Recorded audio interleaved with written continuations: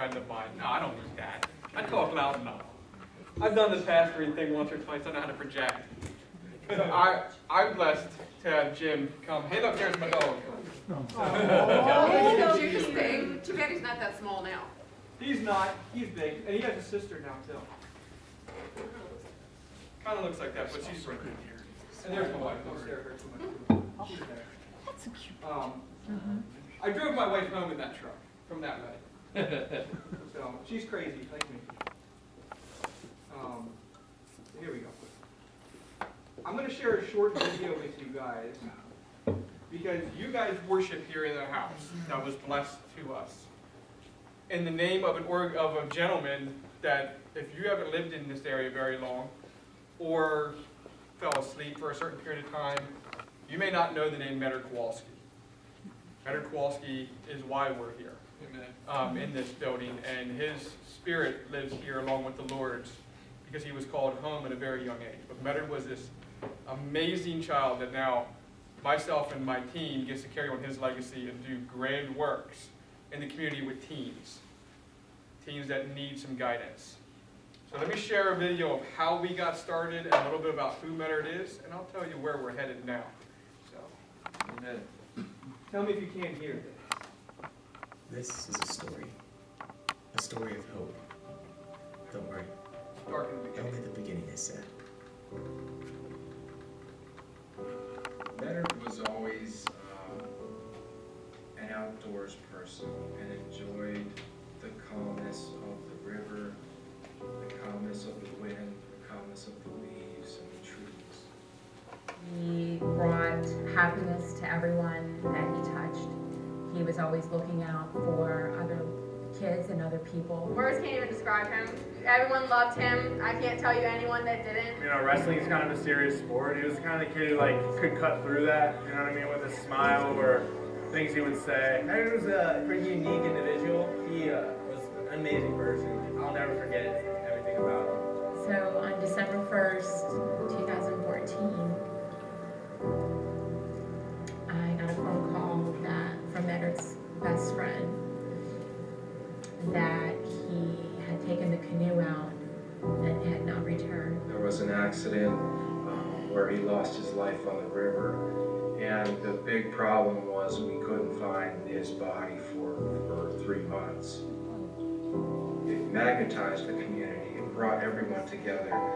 Amazing efforts from rescue organizations, from volunteers. It was just totally amazing how many people assisted. So things can be done, you know, with the assistance from everyone.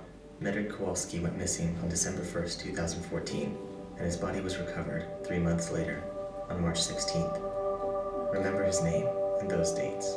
It'll all come full circle, I promise. But for now, let's back up to when the Colella family packed over 35 kids, including Medard, into their little house in Camp Hill almost every day after school, and how this unexpected group of teens became a family. Having a designated place just makes it that much of a difference, where someone knows where I can go here and I'll be okay. Someone will be there to help me. I went through a rough patch a couple years ago, and it was just a place I could go, be myself. I wasn't uncomfortable. I was just overwhelmed by the willingness of the kids to come, the willingness of them to hear the Word of God. It put my life in perspective, like a different kind of perspective. It was awesome. I don't know what else to say. When the kids would leave this house and they'd go to school the next day, at a lunch table you'd see the most unlikely group of kids hanging out. And people would say stuff to me like, how does that happen? There was a mission and a purpose there, just the impact that they had being together, being a family. It was an amazing thing to watch over the years. We didn't want to see it end, but we kind of outgrew just the house. Now imagine this. What if there was a huge house in the middle of the community whose doors were open when the school doors closed, where teens could go and feel like they're home? A place with a big wraparound porch, basketball nets in the driveway, a garage where you can throw your bikes. We want a big prayer room where you can go and just sit and talk to the Lord. Christian-based, non-denominational setting, so anyone from any denomination is certainly welcome. Big kitchen that's open 24/7, couches where the kids can hang out, just a big open house. But really, what do you call a place like that? Medard's house is going to be a place where when you walk in the doors, you feel like you're at home. Anyone going to Medard's house is just going to feel comfortable. It's a place where they belong and a place where they know there's someone who will listen to them. It's not an orphanage. Kids won't be sleeping or living there. It's not a community center either. It is a place for kids to go where they feel like they're home. Where they can feel the love of God and just get unconditional love and support. Every community needs this. Our youth need to come together, know that they can be there for one another, know that our community as adults, that we can be there for them. To be able to hang out on a Friday night, watch a football game where there's no beer or peer pressure or anything like that. So if they don't have a place to go, or they're just bored, they'll always be welcome at Medard's house.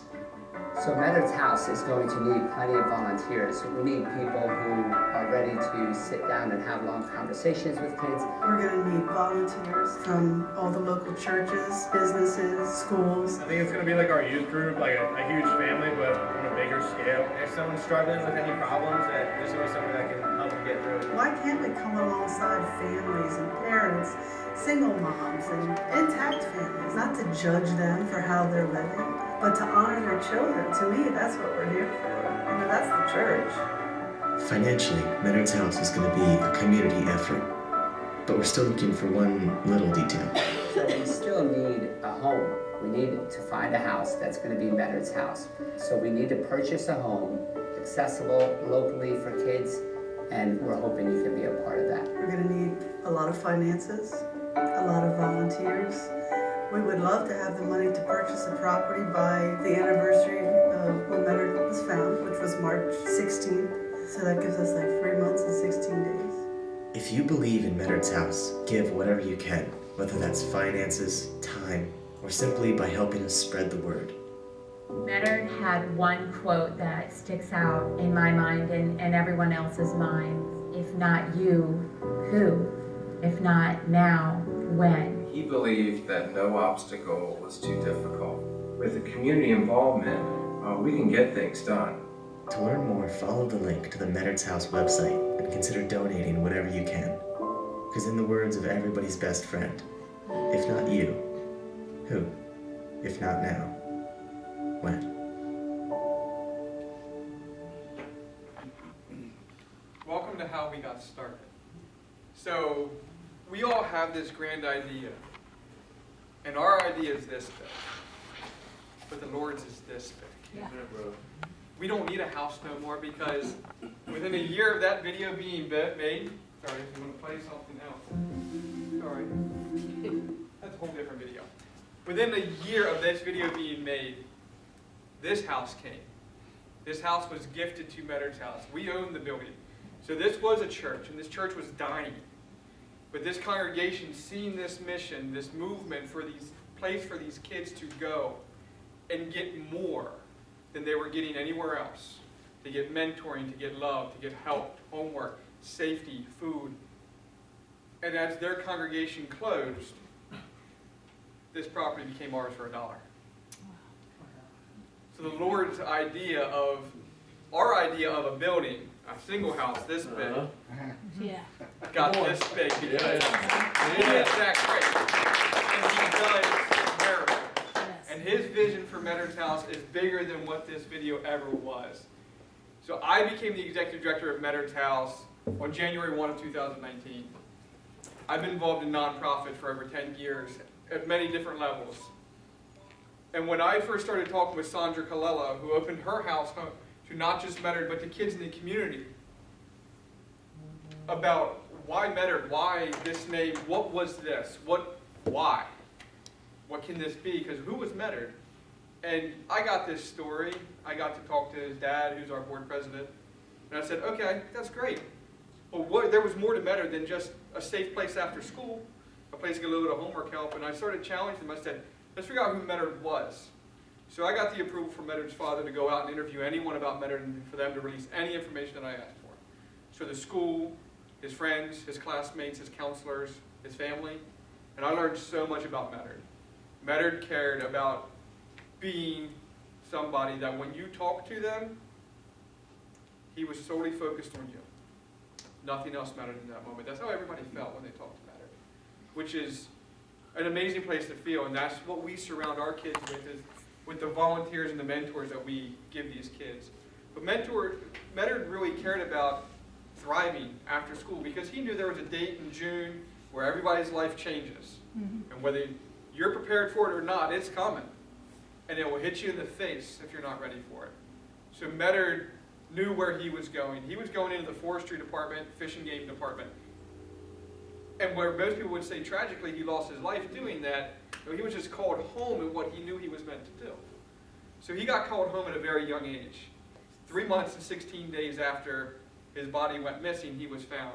So when you look at this, the Lord's handwriting is all over this thing. 3:16, 3 months, 16 days.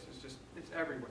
He blesses and ordains the things that he calls his own, and because we glorify God in what we do and the way that we work with our kids, he's just paving the road ahead of us.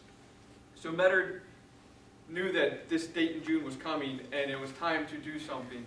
Out of Medard's 40-plus friends, over 3/4 of them were ready for that date because of Medard. They either went on to secondary education, they went directly into employment or trades. So when I found that out, I said, wow, we can do so much more than just have a great place for kids to come and hang out. Why can't we help build the pad to launch kids into healthy adulthood? So I said, all right, well, we do homework help, and we know that we can raise a C to a B average. I said, let's open the doors up. We got this big building. Let's find people that want to teach kids and influence kids to get the grades that they need to go to college. So as we go into next fall, I'm proud to announce that we're going 5 days a week between 2 p.m. and 8 p.m., launching our free tutoring to the community public. Awesome. Wow. That's Any awesome. kid, any school can come here. We're rebuilding our website so that you can go online as mom and dad, schedule an hour block up to twice a week for your kid, free. No money. Why? Because Medard cared about kids advancing, thriving. So we're doing that. We're also then launching inside of that because who knew what they wanted to do when you were 18 and where exactly to go to school? Right. Your school can do so much. We're an extension of that. One counselor to Redland graduates 365 kids this year. Wow. Cedar Cliff graduates almost the same amount. One counselor, one career counselor. Wow. We want to be able to help kids figure that out. So we have this neat young guy. He comes here and he's like, I want to be a marine biologist. And you know what the school told him? You're going to have to go to a coastal school and you're going to live in the ocean. He's horrified because his family's here. He doesn't want to leave. So he started talking with us, and lo and behold, my good friend Gene, who knows a lot about colleges, said he doesn't have to go to a coastal school. Millersville University, 20 miles away, has one of the best marine biology departments on the East Coast. Awesome. And I told him, I said, you know what's in that river that Medard lost his life in? I said, marines, biology, animals. So I hooked him up with the Chesapeake Bay Foundation, and he's going to be doing some work with that. Awesome. So we're doing that too. Along with getting kids ready for college and graduation through academics, we're going to figure out how to get them into the schools that are best suited to them. Go out and find money, because who knew if you go to a VFW and told them that you're going to college, they'll give you $200. You can do that every year. And there's dozens of places like that. We can teach kids to write little letters, write notes, and go do that. Tack off some of that money that college debt's going to hammer you with every year. Local little community scholarships are everywhere. Mm-hmm. Work with kids to do that. And that's great, because everybody's going to college, right? Nope. Mm-hmm. So right now, there is more push right now to go into trades than any other career force. And there is more money to be made in career trades than there is a four-year degree right now. So we've partnered with Cumberland County, West Shore School District, some local chambers, and a lot of other people in the area to launch the community's first pre-apprenticeship program. We're bringing trades back to Cumberland County and York County and Dauphin counties. And the way that we're going to do this is kids in 10th, 11th, and 12th grade that go to the West Shore School District, who is our pilot school for their first year, can leave school half days to go through 7 career tracks that we've recognized. So that's electrical, plumbing, and HVAC, general construction, CDL, welding, and human health care aides. So the kids will be able to leave half days, get their education credits, go right into these trades. Every one of them, with the exception of the health care aide, you can then become credentialed in that too. Through the 780 pre-apprenticeship hours, you can then take a test in Harrisburg, so the welding certificate. You can graduate with an American Welding Institute certificate, 2 years work experience under the apprenticeship program, and get hired for 20 plus hours an hour. That's awesome. That's a pad to launch kids from. Getting kids to be successful, think about being a healthy adult, is a way that you conquer poverty in this area. It's a way that you strengthen families. It's a way that you should empower kids. The way that you keep kids off drugs, because a tired kid doesn't have time to do that. A tired kid also doesn't have time to go reproduce before marriage. I'm going to be the person that says that because it's true. And the programs like this work. I was an apprentice. My mom got thrown into poverty and divorce because my dad ran off while I was in third grade and had an affair and left all of us at home. He was disabled, so no child support. Thanks, Pennsylvania, for that law. So when I became a teenager, I became a dumb teenager boy. I was doing dumb things, chasing women, ramping my bike, throwing rocks, getting in trouble. My mom, at this point in her career, had some employees that worked underneath her, and one of them's husband was a gunsmith. So she knew I had an interest in war history, so she stuck me with John Shelp from John Shelp's Gunsmithing in New York, and he became my mentor and my apprentice. And I apprenticed under him all the way through I was 21. That's awesome. And I went and got a 4-year degree at college, too. I became an architect. Awesome. I hated that job. I wanted to jump out the window every single day. 9 floors down, head first. Hated it. I wish I would have figured that out long before I took on $68,000 in debt. One day I decided to quit. I said, I'm done. Because if I do this tomorrow, I'm going to kill myself. I fell back on that apprenticeship and opened up my own firearm business. And it thrived. And we did that for a while, and then I was like, you know what? I'm done working. I'm going to the mission field. Then I got involved in nonprofits. So mentoring, apprenticeships, positive interactions, getting people to pour into you is the way it works. Let's rewind to 1950 when neighbors knew neighbors, people in the community cared, and everyone was willing to help. I have a firm motto that what you can't learn at home, somebody in the community ought to be willing to share it. It will teach you. That's what Medard's House is. That's where we're headed. And as we go down these halls, there's going to also be rooms. We're going to launch a STEM room, free music and arts to the kids. Nice. Every reason the kids should be coming here. So there's demo happened in there. It's been a big construction day. That's why it looks like this. We're building a rock climbing wall inside of there. And I'm not sure how many of you guys have walked around this building or if Jim has kept you in this room.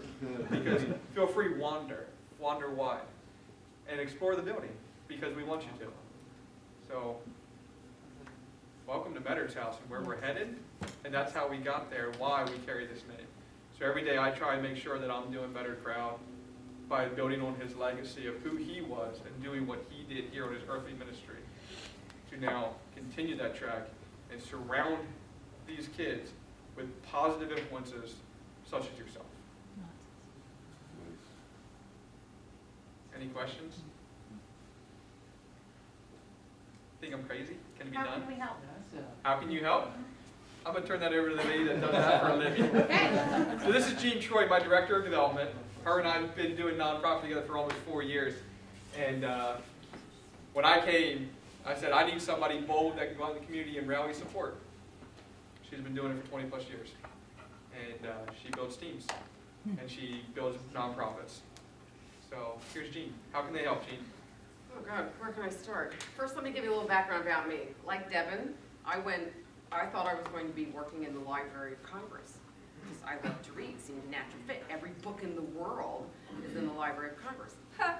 I get 2 courses shy of my master's and think, yeah, no, don't think so. 2 courses. Well, I had to finish it because I just had to finish it. But I will say that the lessons that I learned from being a researcher and doing all that, to this day, I still use.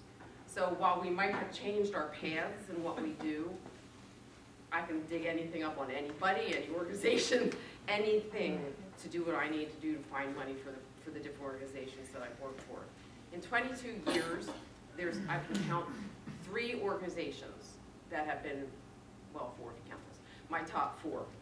Because there's something about working for an organization that makes a difference in the lives of those you're raising money for. So not only do I raise money, I raise awareness. It is amazing how people in this community do not know what we do. Wow. I mean, New Cumberland's, really?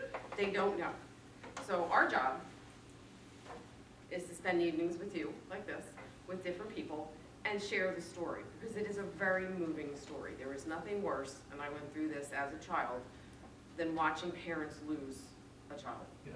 Yep. It changes them forever, because it did with my parents. So it either makes them better or it makes them bitter. And in my parents' case, it made them bitter. I don't want that to happen to kids or to their parents. So what we do at Medard's House is to give these kids an ability to strike out on the right foot, to go forward, and to break that cycle of poverty. Now, how can we do that? Quite honestly, it takes money, because the programs that we're offering will not be cheap. Our budget went from $97,000 to $330,000 for this year.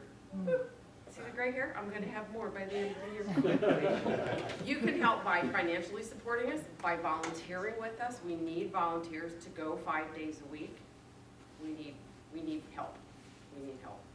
By sharing what we do, I have brochures and things like that to give you in your sphere of influence, the people that you know, the people that you do business with, where you get your haircut, where you get your dentist, you know, things like that. You can share what we do. You can help us reach these kids that don't think they have what it takes to get anywhere. And I think that's the worst feeling that any kid can have. To be told, and I heard it numerous times from my lieutenant colonel mother, that didn't I want to be like this and didn't I want to be like that? Well, no, I'm kind of happy the way I am. You know, I like who I am, but it was not good enough for her. And so these kids that hear that all the time, it's devastating. We're here to change that. We're here to get them on that path to breaking poverty and to becoming the people we know they can be. But it takes a community, it takes a village, and you're that village.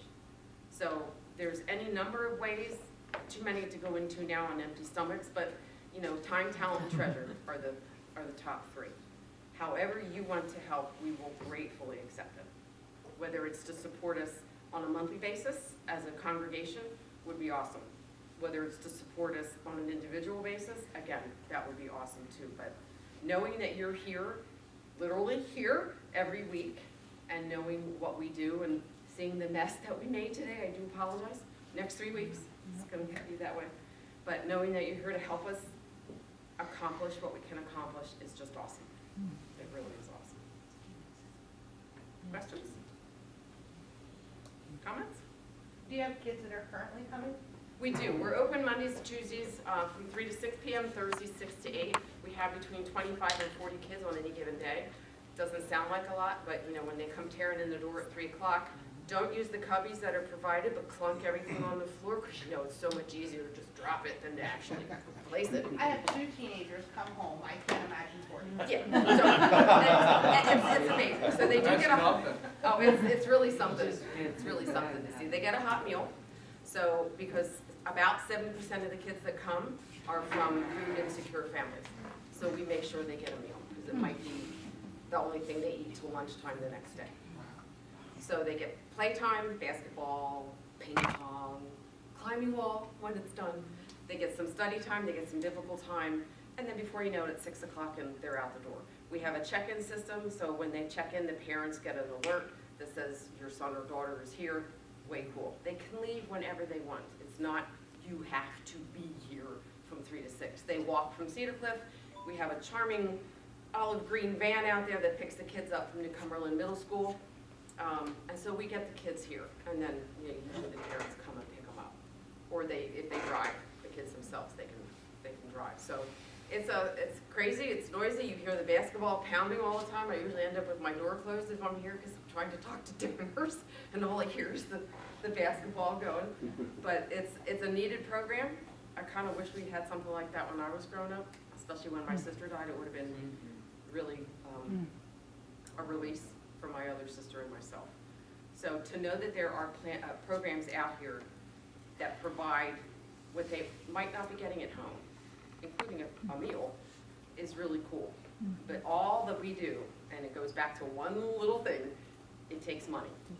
It takes faith, but it also takes money, because we can't do it. We can't do it on our own, even though it seems like we are sometimes. For now. We can't, yeah, for now. We're building a village. For now, yeah. It takes that village, so. Building a village. I encourage you to come when we are, I was almost gonna say in session, that's my legislative background coming out, when we are having the kids here, because it really is something to see.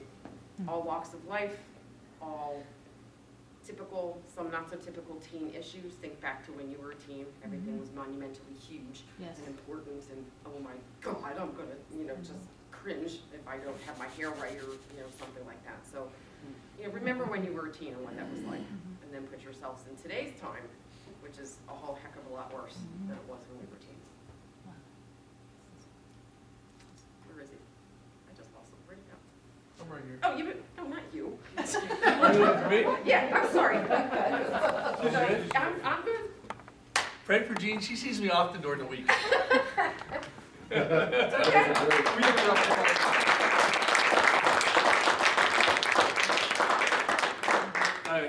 A fun story, when Deb and I were first talking about our spouses, and we said, oh, Devin, what's your spouse's name? Heidi. Heidi. Lady on the Army truck, that's Heidi. That's my godly gift. She's phenomenal. So we both married Heidi, so I think that's kind of fun. Yeah. So here's the thought process for this evening. We really feel that we want to take an offering for them. But since I don't think like everybody's really prepared for that quite yet, like, oh, if I would have known, I would have done this, or I don't know. So what I'd like to ask, maybe Ross can give us some wisdom on this. Can we wait till next week? If we just say, hey, we'll take an offering next week, this will be how people prepare, or would you rather just do it tonight? Next week. We can do it next week. I won't be here next week. But is that okay with everybody? We can still do it. Is that okay? So what we'll do is so that way you can plan throughout the week, pray about it, see what the Lord wants you to do, and then next week we'll. Let's do next week and the week after, because there's a chunk of people that Belco, we're not gonna be here.